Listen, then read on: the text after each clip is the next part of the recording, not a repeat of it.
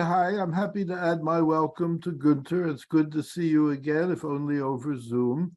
We greatly look forward to what you'll be telling us today about Israel's founding. Next year is a special birthday, 75 years, and there's lots to feel good about. An extraordinary achievement, no question about it. However, as you will soon put on display before us, not everyone was so happy at the time, and there was a good deal of controversy about Israel's founding.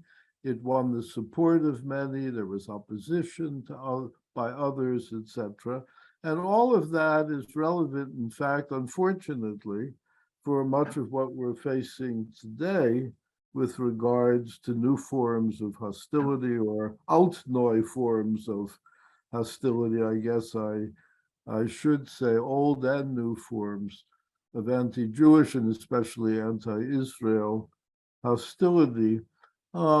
Jeffrey Herf is distinguished university professor of history at the University of Maryland, where he's taught for a number of years. He's the author of numerous important historical studies published by the leading presses in the world, Harvard, Yale, Cambridge, etc.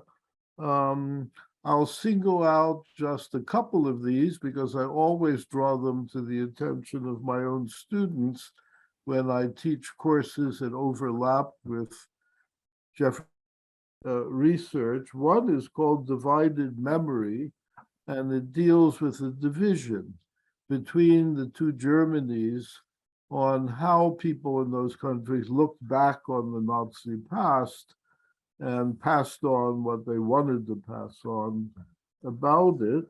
Uh, that book was published in 1997 and is a very pertinent text to this day for its subject. The Jewish Enemy, Nazi Propaganda During World War II and the Holocaust, which Harvard brought out in 2006, a similarly important book, which I also draw to the attention of my students, as I do to a follow-up work that Professor Herf has published called Nazi Propaganda for the Arab World, which appeared with Yale in 2009. There are other titles as well, which I won't take time to draw your attention to, but they all show the solid scholarship and very engaging prose of a master historian. In addition, Jeffrey Herf is one of the leading commentators on today's anti-Semitism. He keeps up with events, and everything he has to say about them is worth your attention. Jeffrey, thanks so much for being with us today. I'm happy now to hand over to you. We look forward to all you have to tell us. Alvin, thank you very, very much for that informed and generous introduction. I appreciate it a great deal. Gunter, let me know if the audio is sufficient and if there are any technical issues. The anti-Semitism over many centuries involves telling lies about the Jews. And some very famous lies. And the issue of whether something is true or false regarding Israel is an important question for thinking about contemporary anti-Semitism. And the book I published in the spring, Israel's Moment, International Support for and Opposition to Establishing the Jewish State, 1945-49, examines widespread myths and misconceptions about how and why the State of Israel was established. Central to those myths is the idea that the State of Israel was a product of British or American imperialism.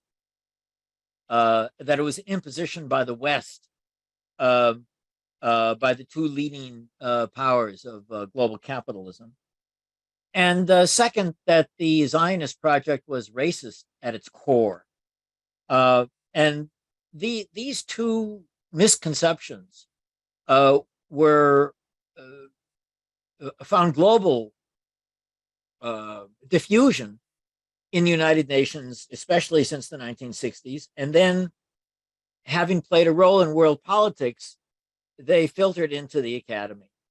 And so there is more than one syllabus on courses in the United States that expresses the view that the establishment of the great state of Israel was an enormous sin that involved the expulsion of the native inhabitants, and therefore is a sin that needs to be undone.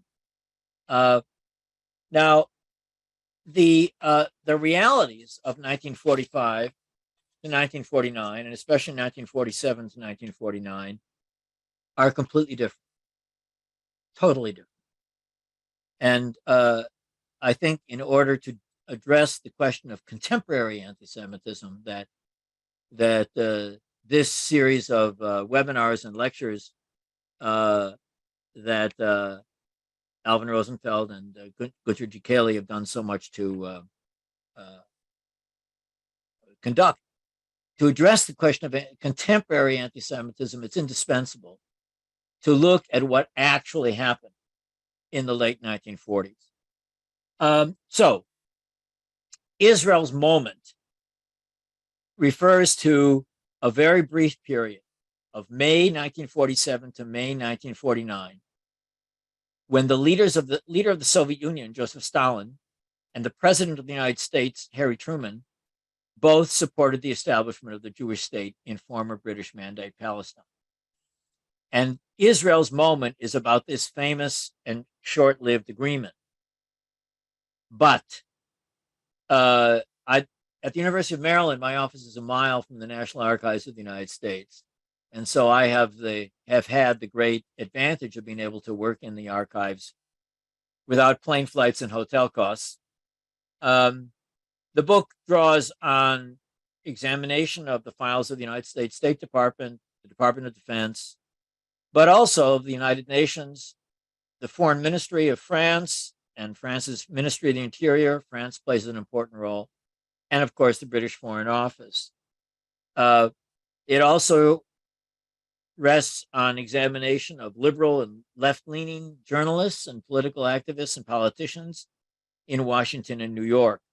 And the core finding of its 500 pages, I wouldn't describe Israel's moment as an easy read. It's not beach reading, but it's a good read, and there's a lot of compelling stories. The core findings are fourfold.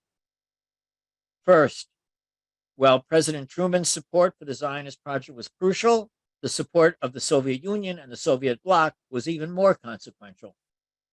It was evident in diplomatic battles at the United Nations.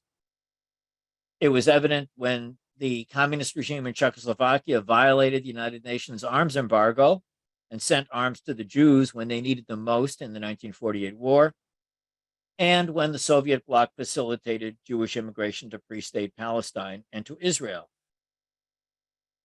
The window of opportunity for the establishment of the Jewish state was brief, and it was made possible, first of all, by the Jews in Palestine themselves, but also in Europe, the United States, and other countries around the world by fresh memories of the Holocaust and of the anti-Nazi passions of its immediate aftermath.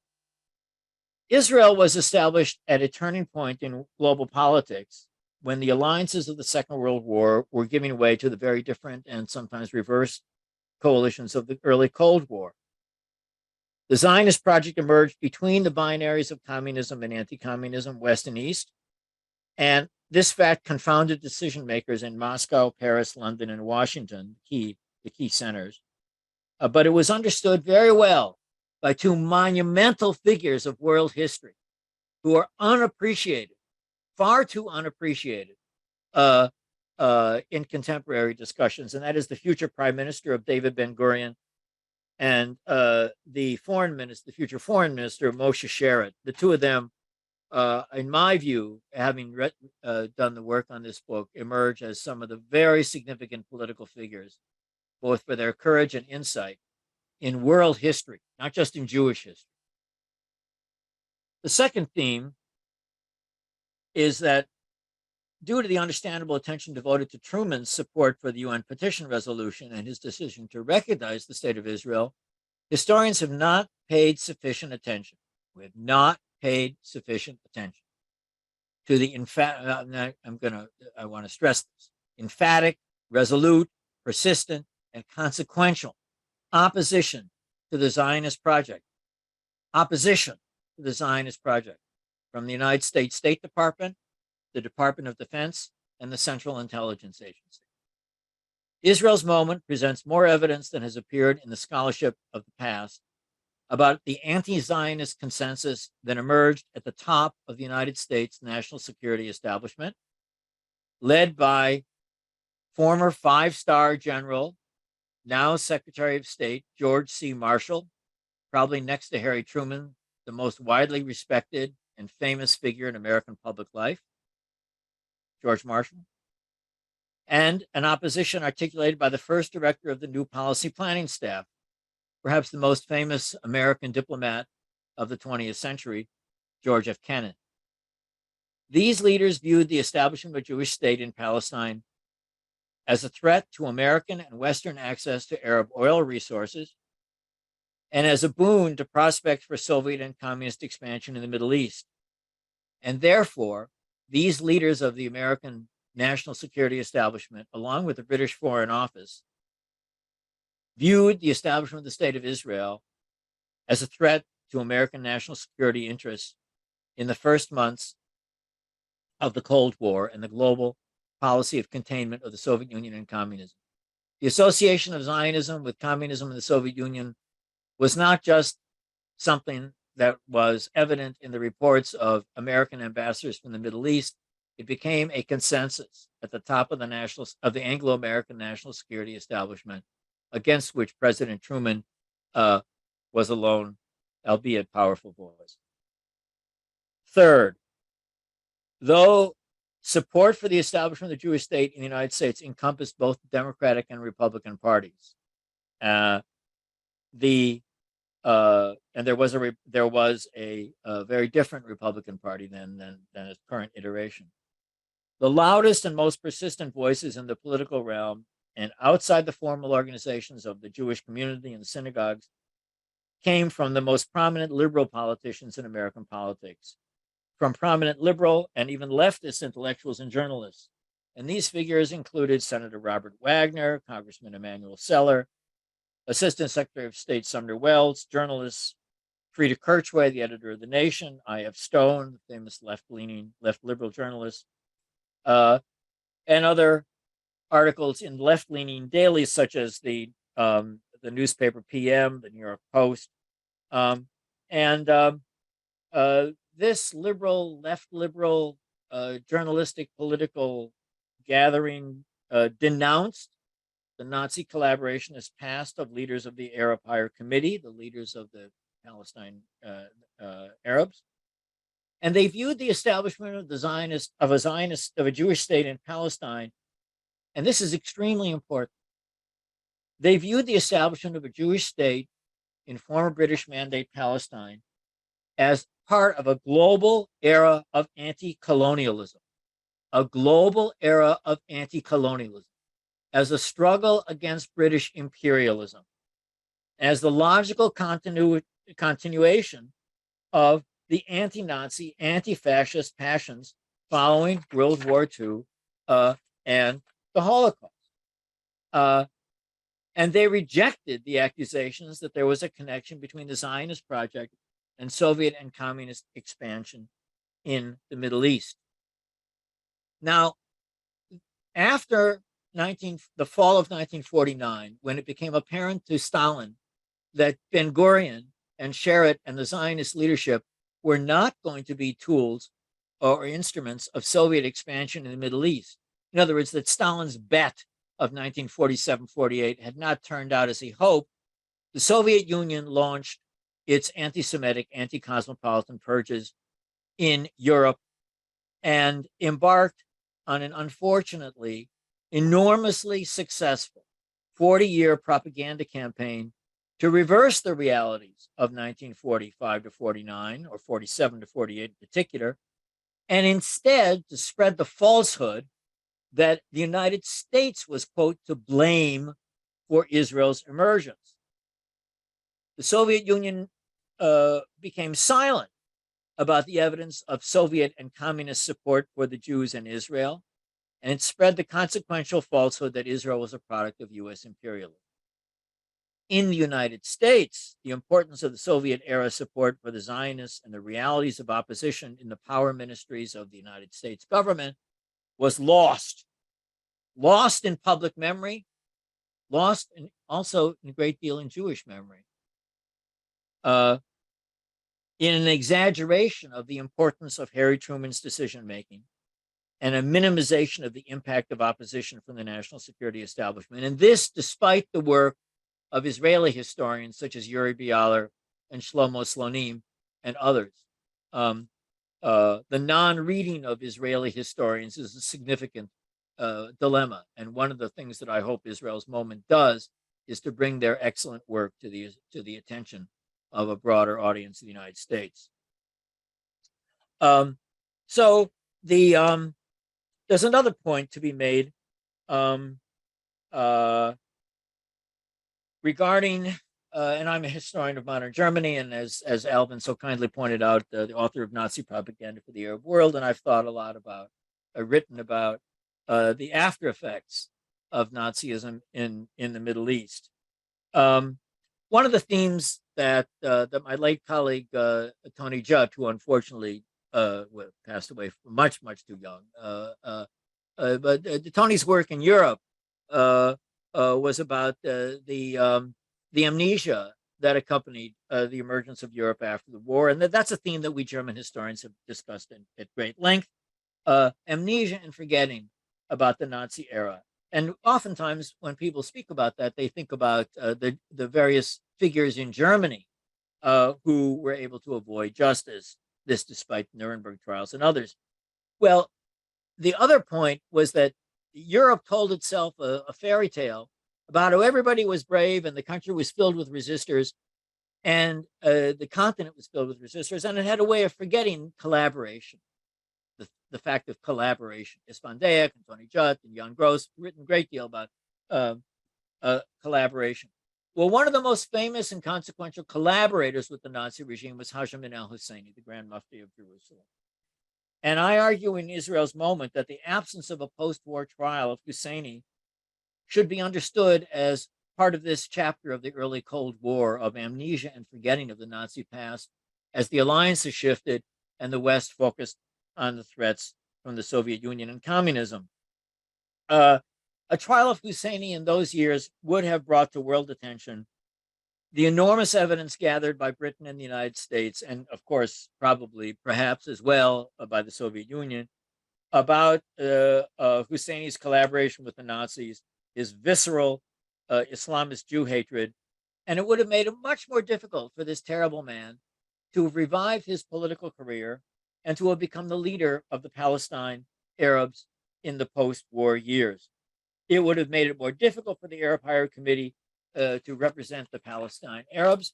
And perhaps, and this is the what if, one of those what ifs of history, perhaps had there been such a trial, a more moderate leadership might have emerged among the Palestine Arabs who then would have accepted the UN partition plan of 1947. Alas, that did not happen. I'm a historian of Germany, but I had the great good fortune of working in the French National Archives in Pierrefitte and the French Diplomatic Archives in La Courneuve. The French government had Hajj al-Husseini under house arrest from May of 1945 to June of 1946, and there were pleas from American liberals, American Zionists, to indict him for his collaboration activities and put him on trial. And the documents of the French Foreign Ministry indicate that the French government concluded that it would be much better for French colonial interests and French national power political interests in North Africa and in the Arab world to get on Husseini's good side and to treat him leniently rather than deliver him to Nuremberg or to Yugoslavia, where there was talk about a war crimes trial. The French diplomats concluded that if they delivered Husseini to trial, there would be a wave of hostility in the Arab countries. So here again, I want to accentuate this. The French Foreign Ministry, like the British Foreign Office, like the U.S. State Department, concluded that sympathy for the Zionist project would undermine French post-war interests in North Africa and the Middle East.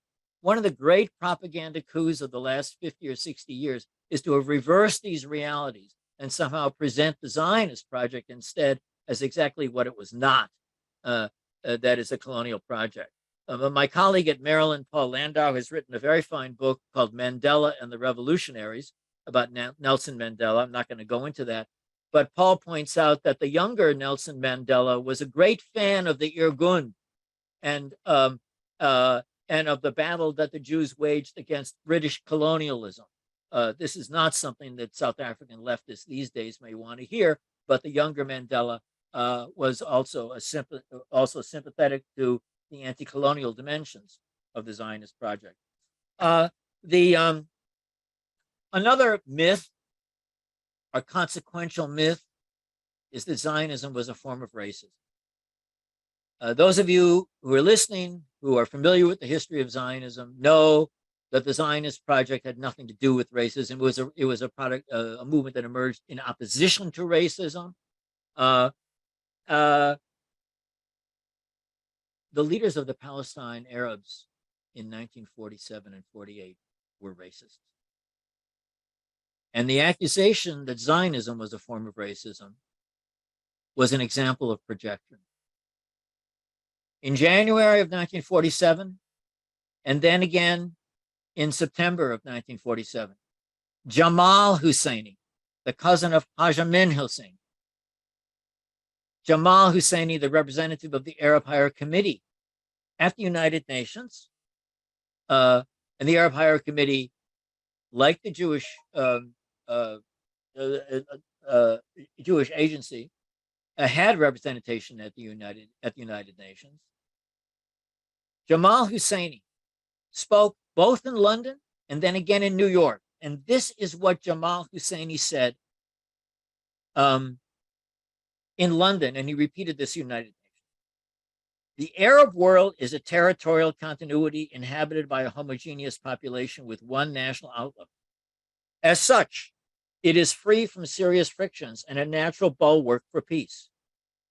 Homogeneity in race, Jamal Husseini said, homogeneity in race has always been the natural basis for mutual understanding and community of interest.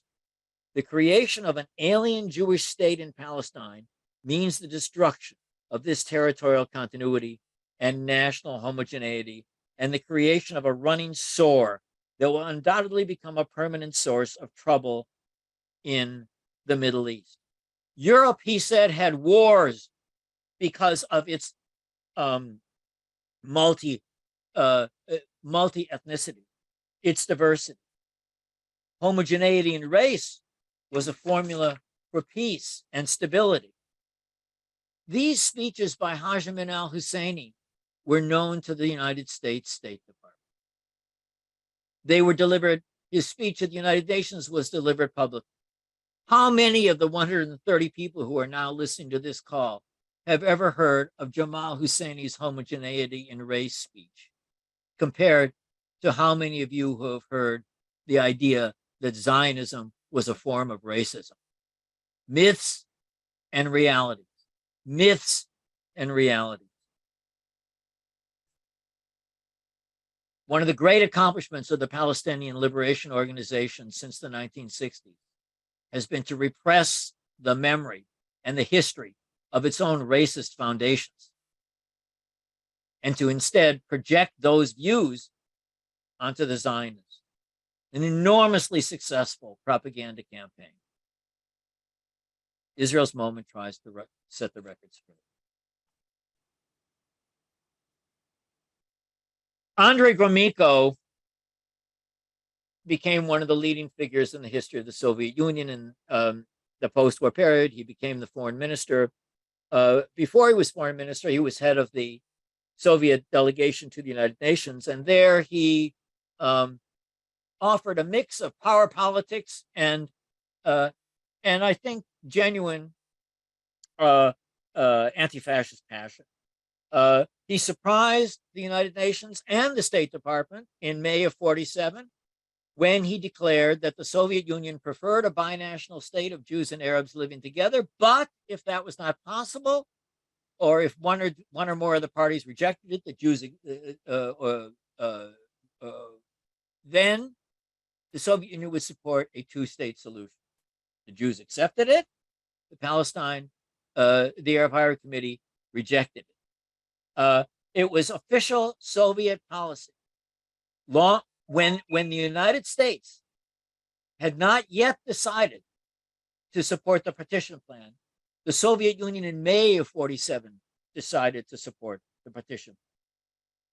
Israel's moment also recalls the views of Alfred Fedorkiewicz, a Polish ambassador to the United Nations, who stunned his fellow diplomats at the United Nations when he told them that he was a survivor of Auschwitz-Birkenau and that he had seen in person the Jews being murdered, and that as a result, we cannot forget this mass tragedy.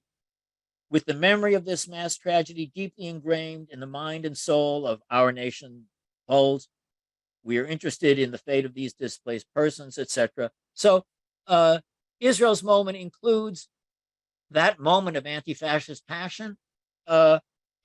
Was the Soviet Union playing power politics in 1947-48 in supporting the Jewish? Of course it was.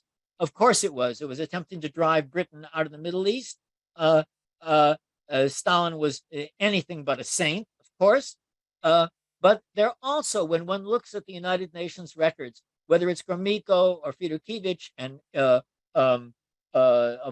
in a few moments, Ukraine's representative Vasyl Tarasenko, you can see the fresh memories of World War II and the memories of the Holocaust. I don't have time to go into the discussion of the French Interior Ministry. Suffice it to say that in 1945, 46, 47, the Socialist Party controlled the Interior Ministry in a coalition government. Edward Depreux and Jules Mock were influential figures.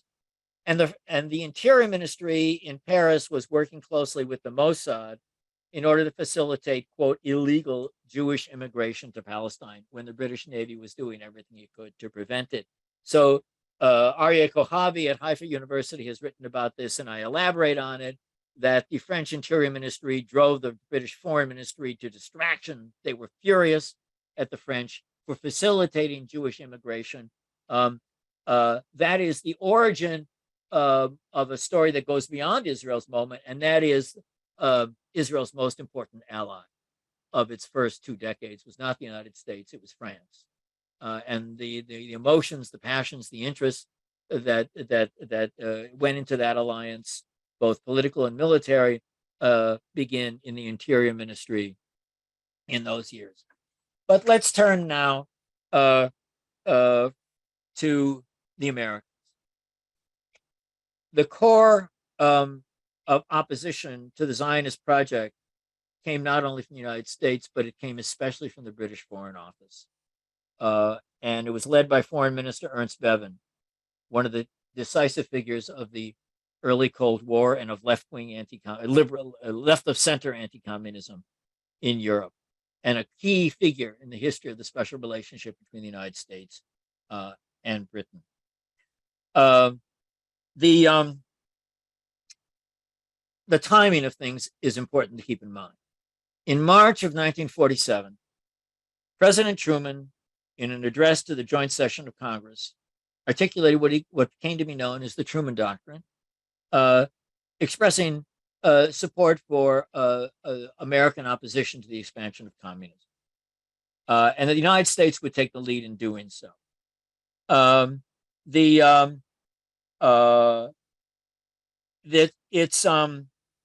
in June of 47, June 5th, George Marshall gave one of the probably the most famous commencement address in the history of Harvard University, in which he articulated what became known as the Marshall Plan. That is the American support for economic reconstruction in Europe, especially Western Europe, in order to prevent the expansion of Soviet influence there. So the spring of 47, with the Truman speech and the Marshall speech and the policies associated with it, is the beginning of the American policy of containment of communism. And it's exactly in those months, in May, that the UN first discusses the Zionist issue, and that the Zionist issue then emerges. And momentum in public opinion was growing. The Exodus affair is in July, August of 47. And so the emotions and the heartstrings in Europe, the United States, for these poor refugees who are on these ships, the British won't let them land, etc. The momentum in public opinion is growing and growing in support of the Zionist project. And Ernst Bevin is very, very worried at that point. And the book examines conversations and memos between Ernst Bevin and George Marshall and the American and British diplomats that summer about how to reverse this momentum. Oil. Oil is central to this history.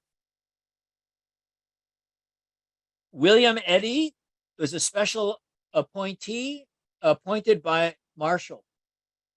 Eddy was a former ambassador to Saudi Arabia, a former consultant to the Arab American Oil Corporation, Aramco, and Marshall appointed him to be a special assistant. And in September of 47, Eddy wrote a memo to Marshall attacking support for the partition of Palestine into a Jewish and an Arab state, as had been proposed in something called the United Nations Special Committee on Palestine, or UNSCOP, that summer. And the Eddy memo is crucial because it strikes a nerve with others, including Loy Henderson, who was director of the African and Middle East Division. And then in September and October, there is a meeting of British and American political and military leaders in Washington called the Pentagon Talks. And the Pentagon Talks are of great importance for the history of Anglo-American opposition to the Zionist project. A typical memo from those talks reads as follows: the essential fact is that because of clear Soviet aspirations in the Middle East, which if fulfilled, would have a disastrous effect not only on American interests in the area, but on our general position vis-a-vis the Soviet Union, it is essential that Soviet expansion in that area be contained. And the containment of Soviet expansion in the Middle East requires opposition to the Zionist project in the minds of the political and military leadership. George Kennan, who already, because of his famous article, Mr. X, on containment, the sources of Soviet conduct in 1946, was already very famous and very highly regarded. The Kennan memos of January and February of 1948, I examine in detail. Report by the policy planning staff on the position of the United States with respect to Palestine, focused again on access to oil and the danger of Soviet pressure. And in my comments today, I don't have time to go into details. Suffice it to say that the important thing is not only what Kennan said regarding the connection between Zionism and communism, or Zionism and Soviet interests, or Zionism and oil access. It was not only what Kennan said, but it was that Kennan said it. Not Loy Henderson, not William Eddy, not some right-wing kook, not some anti-Semite, but the most highly regarded, deeply respected American diplomat of then and for many, many decades later. And Kennan put his brilliance and eloquence to the task of explaining why it was in opposition to the national security interests of the United States for a Jewish state to be established in former British Mandate Palestine. In the fall of 47, Loy Henderson proposed that the State Department impose an embargo on arms to the Middle East. That embargo the idea was accepted by Kennan and Marshall. It was proposed, and the United States skillfully used its position on the Security Council to turn the American proposal of an arms embargo into a UN proposal of an arms embargo, and the arms embargo was imposed. So no weapons were supposed to come from any member of the United Nations to any of the countries in the Middle East. But the point is that the Arabs were already countries. They already had governments and defense ministries and sources. The Jews did not have a state. The Jews did not have, and what they needed desperately were weapons.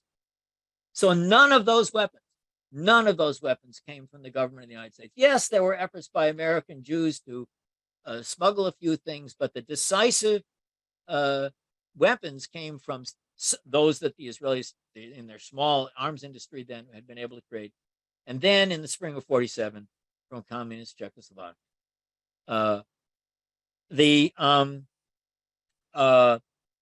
Just a comment about Vasyl Tarasenko because of the war in Ukraine. The evil Mr. Putin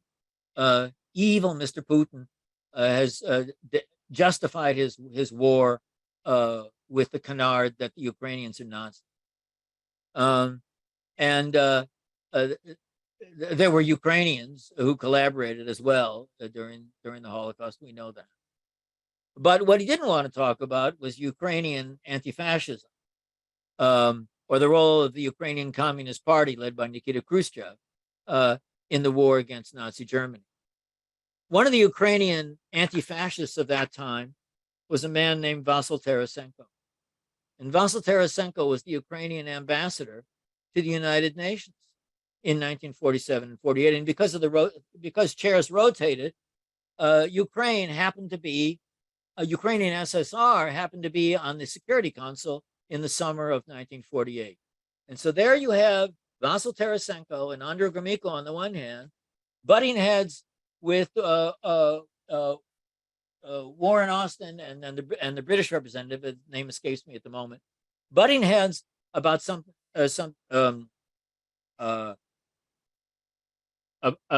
about UN resolutions proposed by Count Bernadotte in the summer of 48 during the war. And again, I don't have time to go into details, but the Bernadotte plan was a plan that would have deprived Israel of the Negev desert, about 60% of its territory.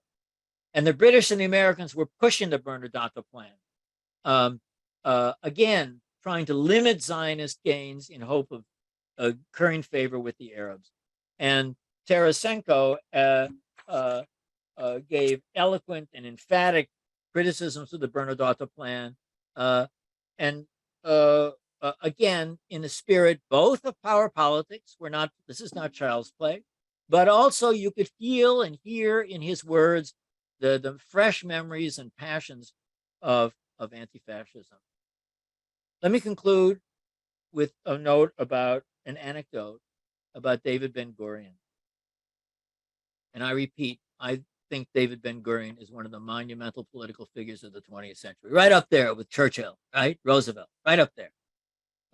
Not just a figure of Jewish history, though certainly he is. In May of 1949, after the war, the Arab states and the Palestinians were refusing to sign a peace. They didn't want to end the war. But they did insist that the refugees be allowed to return immediately. And the State Department was accepting that position and was pushing the Israelis to do that. And they got Truman to sign a letter to Ben-Gurion saying, in effect, if Israel didn't change its position, the United States was going to, quote, reevaluate its relationship with the state of Israel. 1949. And James MacDonald had been appointed by President Truman as the first ambassador to Israel, and he was a Zionist. He was on very good terms with Ben Gurion and Sherrod, and he had the unhappy task of giving this memo to Ben Gurion. And Ben Gurion read it, the memo said, after all that we've done for you, and they're thinking about Truman's recognition, after all we've done for you, we have a right to say that Israel should change its policy. And here is James MacDonald's note about David Ben Gurion, about American policy in the last 2 years. The partition resolution was never carried out by the United Nations, the United States. It contemplated 2 states, Israel and an independent Arab Palestine. But the United Nations did nothing to enforce it, nor to prevent aggression by Syria, Egypt, Lebanon, and Iraq. And instead imposed an embargo, which encouraged the aggressors against Israel, whose very existence was in danger. And then Ben Gurion said this to James MacDonald: had Jews in Palestine waited on the United States or the United Nations in 1947 and 1948, Ben Gurion said, they would have been exterminated. Israel was established not on the basis of the partition resolution, but on a successful war of defense. And Truman's note today is unjust and unrealistic, for it ignores the war and the continued Arab threats. That's what David Ben Gurion really thought in 1949.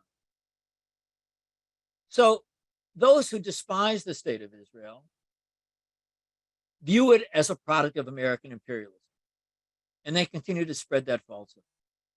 But there's a certain romance in the American Jewish community about the extent to which the United States actually supported the establishment of the state of Israel. The president, of course, did. And it was a heroic stand against the entire national security establishment. He couldn't fire Marshall or Kennan or Lovett or Forrestal. That was not possible. They were launching the Cold War together at the same time. But the State Department kept its distance. It kept its distance. And kept its distance for over 2 decades. And the American alliance with Israel, the real consequential American alliance, began after the Six-Day War, after 1967. So that's it. I hope that people will read this book, and that it will come as a cold shower to a lot of people, because the ideas, the myths about how Israel was established and who supported and who opposed it and why, have embedded themselves in world politics, in, quote, human rights organizations, and unfortunately in parts of the academy. So as a historian, all I can do to counter this is to present the evidence and hope that people will pay attention to it. Thank you.